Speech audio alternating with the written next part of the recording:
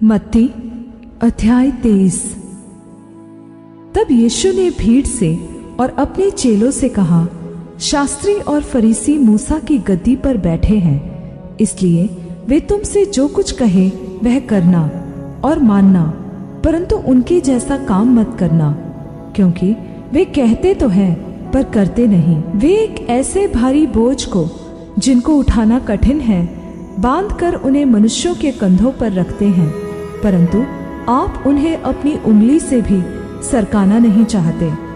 वे अपने सब काम लोगों को दिखाने के लिए करते हैं। वे अपने तावीज़ों को चौड़े करते और अपने वस्त्रों की झालरों को बढ़ाते हैं। भोज में मुख्य मुख्य जगहें और आराधनालयों में मुख्य मुख्य आसन और बाजारों में नमस्कार और मनुष्य में रब्बी कहलाना उन्हें भाता है, परंतु तुम रब्बी न कहलाना, क्योंकि तुम्हारा एक ही गुरु है और तुम सब भाई हो। और पृथ्वी पर किसी को अपना पिता न कहना, क्योंकि तुम्हारा एक ही पिता है जो स्वर्ग में है। और स्वामी भी न कहलाना, क्योंकि तुम्हारा एक ही स्वामी है अर्थात मसीह। जो तुम में बड़ा हो वह तुम्हारा सेवक बने। जो कोई अपने आप को बड़ा बनाएगा वह छोटा किया जाएगा, और जो कोई अपने आप को छोटा बनाएगा वह बड़ा किया जाएगा। हे कपटी शास्त्रियों और फरीसियों, तुम पर हाय, तुम मनुष्यों के विरोध में स्वर्ग के राज्य का द्वार बंद करते हो। न तो आप ही उसमें प्रवेश करते हो और न उसमें प्रवेश करने वालों को प्रवेश करने देते हो। हे कपटी शास्त्रियों और फरीसियों, तुम पर हाय, तुम विधवाओं के घरों को खा जाते हो और दिखाने के लिए बड़ी देर तक प्रार्थना करते रहते हो, इसलिए तुम्हें अधिक दंड मिलेगा। हे कपटी शास्त्रियों और फरीसियों, तुम पर हाय, तुम एक जन को अपने मत में लाने के लिए सारे जल और थल में फिरते हो, और जब वह मत में आ जाता है तो उसे अपने से दुगना नारकीय बना देते हो। हे अंधे अगुओं, तुम पर हाय, जो कहते हो कि यदि कोई मंदिर की शपथ खाए तो कुछ नहीं, परंतु यदि कोई मंदिर के सोने की सौगंध खाए तो उससे बंध जाएगा। हे मूर्खों और अंधों, कौन बड़ा है, सोना या वह मंदिर जिससे सोना पवित्र होता है? फिर कहते हो कि यदि कोई वेदी की शपथ खाए तो कुछ नहीं, परंतु जो भेंट उस पर है यदि कोई उसकी शपथ खाए तो बंध जाएगा। हे अंधों, कौन बड़ा है, भेंट या वेदी जिससे भेंट पवित्र होती है? इसलिए जो वेदी की शपथ खाता है वह उसकी और जो कुछ उस पर है उसकी भी शपथ खाता है, और जो मंदिर की शपथ खाता है वह उसकी और उसमें रहने वालों की भी शपथ खाता है। और जो स्वर्ग की शपथ खाता है वह परमेश्वर के सिंहासन की और उस पर बैठने वाले की भी शपथ खाता है।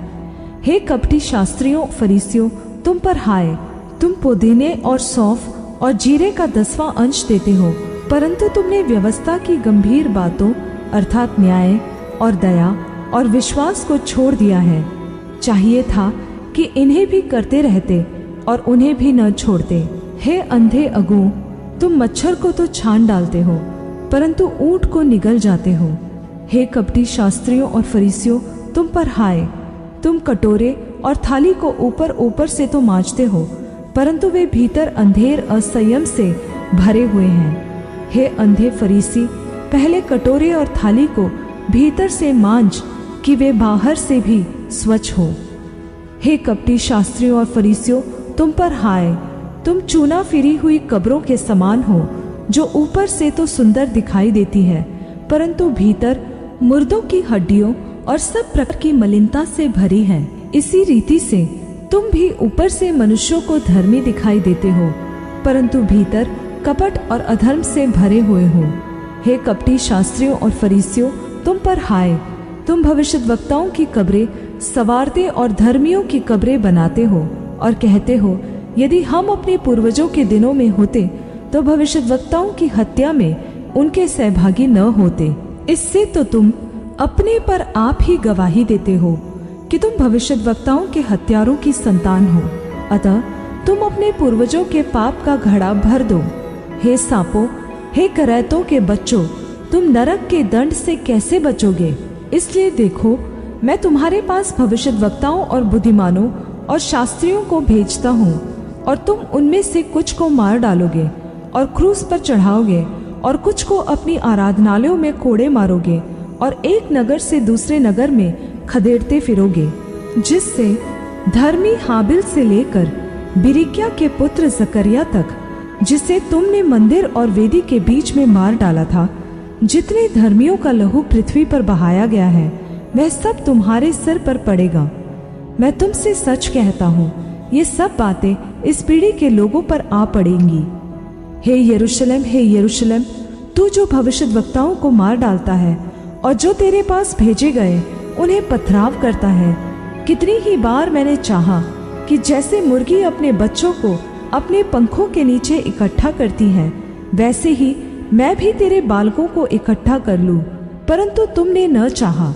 देखो, तुम्हारा घर तुम्हारे लिए उजाड़ छोड़ा जाता है। क्योंकि मैं तुमसे कहता हूँ कि अब से जब तक तुम न कहोगे धन्य है वह जो प्रभु के नाम से आता है, तब तक तुम मुझे फिर कभी न देखोगे।